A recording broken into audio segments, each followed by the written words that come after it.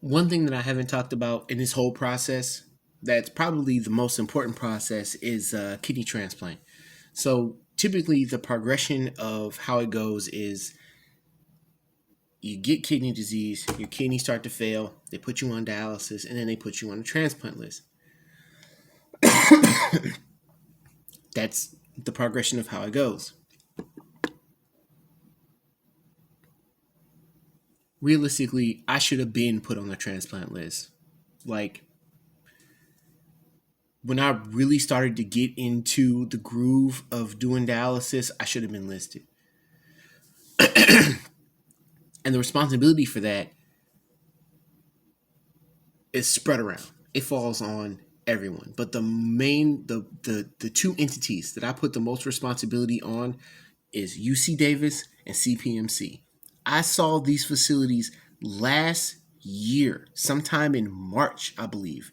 I saw them last year. And I had a teleconference with one of them last year. And from March till now, I haven't heard a single thing from UC Davis and CPMC.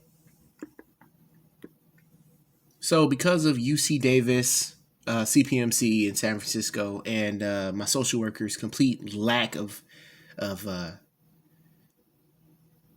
urgency and the lack of seriousness of how like this is my life, I had to take the initiative. So I took the bull by the horns, so to speak. So what I did was, after what, not hearing from these guys for what, more than 6 months, I decided to make some phone calls. So here's the thing.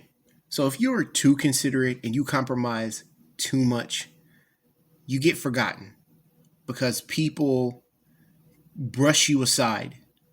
If you're not the loudest, if you're not walking into the clinic, flailing your arms around, acting like a goof, just being happy to be there, then people don't care about you. You got to get pissed off in order for things to change. And that's what I did. I got pissed off. And I started making phone calls. And I started leaving messages, angry messages. And you know what happened? They finally started to call me back and tell me what I needed to do. As a dialysis patient, I should not have had to do that. If I was the 65-year-old guy sitting next to me, he wouldn't have to have done that. If I was the bumbling idiot that comes in there laughing and joking in the clinic that comes in 10 kilos over, he wouldn't have had to do that. But I had to do that. And that's not how it should be. I put my faith in these entities and these people around me, these medical professionals around me, to take care of that. And they didn't. It is not my responsibility, not entirely. I shouldn't have to be the catalyst or the moving force behind my me getting listed on kidney transplant. But every step of the way, I have had to do this. I had to call UC Davis. I had to call CPMC. I had to make the appointment with the cardiologist because that's what you have to do. Speaking of which, so they don't just put you on the list. That's not how it works. People ask me all the time, well, why don't you just get on a transplant list? Like, that's my choice. Like, I'm just choosing not to be on the transplant list. I'm choosing not to get a kidney. But this is typically how it works. Okay, so when you get kidney disease, you start on dialysis. What CPMC and UC Davis or any kidney transplant center, what they have to do is they have to subject you to like a litany of different tests. So it starts with like chest x-ray, CAT scan, EKG, and they do a stress test. They test your heart. Either they have you run on a treadmill or they chemically induce a faster heart rate to see how your heart will perform because you're going into surgery and you're going to be at that facility, whichever one it is. You're going to be there for a while, recovering. but they have to make sure that your heart is good before they do surgery on you because they don't want you dying on the table. And even before that, they have to evaluate you to make sure that you don't have any like pre-existing conditions that would hinder you being a candidate for kidney transplant. So I have HLH. That could potentially be a problem. So they have to evaluate me with a hematologist oncologist to make sure that I'm not at risk of that coming back, because if it does, that can affect my chances of receiving a kidney. So if like they give me a kidney, the HLH comes back and it affects the kidney, because it can do that. HLH can affect the kidney, the spleen, the liver. It can inflame the internal organs. So if they were to give me a kidney, they would just be wasting their time. And that's a kidney that could go to somebody else. As cold as that sounds. Well, we can't give this guy a kidney because he's too sick. So we're not going to waste a kidney on this guy. So I would perpetually be on dialysis forever. From my understanding, from what my oncologist that I've been seeing for 2 years that treated me for HLH told me, is that she doesn't feel like the HLH will be a problem. So she doesn't feel like there's an issue with them moving forward with kidney transplant. UC Davis, CPMC, and even my social worker seriously dropped the ball. Like, my social worker just recently started asking me what's going on with kidney transplant. Before, it would just be hi and bye. She would just blow right past me in the clinic, and I'm there 3 days a week for 4 hours a day. But she would stop and talk to, dude sitting next to me, and the guy that's sitting, across the way from me, she would sit down 5-10 minutes to talk to these guys, but I got nothing. And that's because I was too nice. I'm dealing with a whole host of other problems. The last thing I want to do is to be chasing down some social worker, begging them to help me. They're a social worker. That should be their job. I shouldn't have to go to her. She should be coming to me, asking me what I need. That's the mark of somebody that's good at their job. Listen, I understand. With COVID, she's got a lot of patience. She's brand new. I get it. I do. But just because I'm not the loudest person in the clinic, and just because I'm not some sick old man, doesn't mean that I should be treated with any less respect than anybody else. And I told her that. And these transplant centers, they also need blood work. And I did the blood work so long ago, I can't even remember.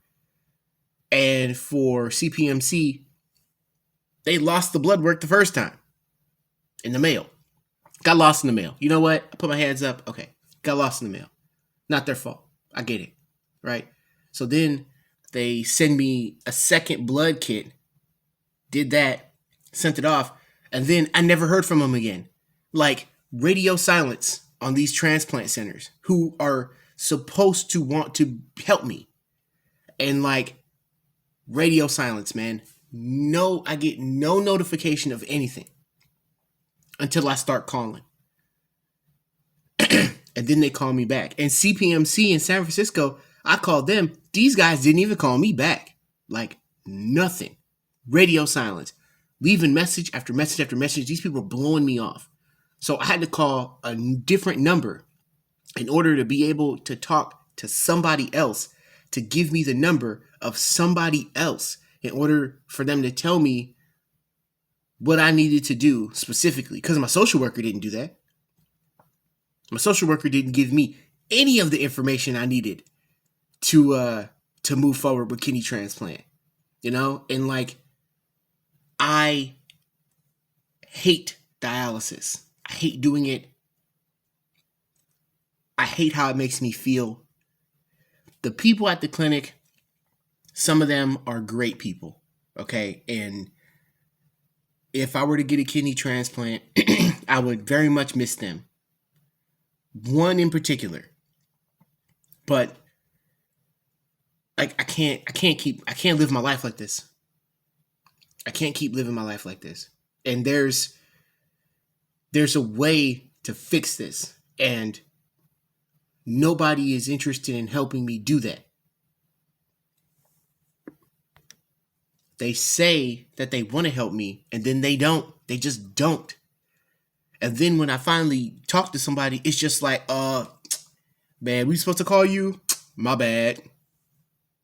Like, man, this is my life. Like, I ain't gonna be young forever. And I don't want to be on dialysis for 28 years. I don't want to celebrate my 28th year on dialysis. Like, I don't want to keep doing this. So if there's a way to help me, then you should. I'm no different from anybody else. You can't be Mr. Nice Guy all the time, especially when it's something this big. I tried to give everyone the benefit of the doubt. I tried to give them consideration. And they're just like, oh, but they just brushed me off to the side. Oh, well, he can wait. He's cool with it. He's cool with his life being miserable. He's cool with feeling sad every day. He's cool with it. We don't really got to worry about him. Let's focus on the fun patients over here. Let's not help Mr. Depresso over here because he's sad all the time. We don't want to help him. He's boring. He brings the mood down. Let's go over here and fucking talk to the guy that's, having a good time here at dialysis. That's also like 15 kilos over. And he has to come here, every single day, 5 days a week for 5 hours in order for them to like siphon the fluids off him. But let's not help the guy that's actually taking care of himself, which is what I'm doing and which is what I've been doing. Let's let him wait while we help all the irresponsible people. Let's give them extra care and forget about him. And really, I shouldn't even be that upset because this right here, this situation here with CPMC, my dialysis clinic, and UC Davis is indicative to how I've been treated my entire life. Of just, I get ignored when I need help the most.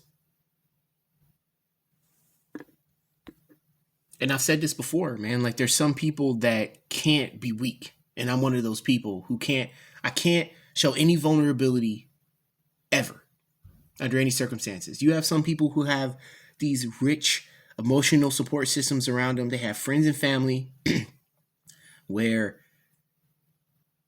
that will just do anything for them.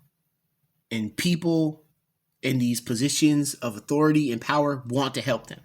I have my mom, but like if she dies or something happens to her, I got nobody else. And that's the reality of like what I'm dealing with here. She's another person. She can't be weak ever under any circumstances. She can never be weak. And neither can I. So I have to do it myself. I can't afford to be sick. I can't afford to be hurting. I can't afford to break down and be hurt about this. I have to get up and do it because nobody else is going to do it for me. And that's not, and if you think, well, man, you know what I'm saying? Then you just a bitch. You need to get up and do that shit yourself anyway. No. There's certain things that are out of my control that you need certain people in certain positions to help you with. And when they decide not to do it, you shouldn't have to do it yourself. I shouldn't be talking to transplant centers. I shouldn't be having to, make my own appointments. But unfortunately, I do. And I'm probably not the only person that's had to do this. And that's not right.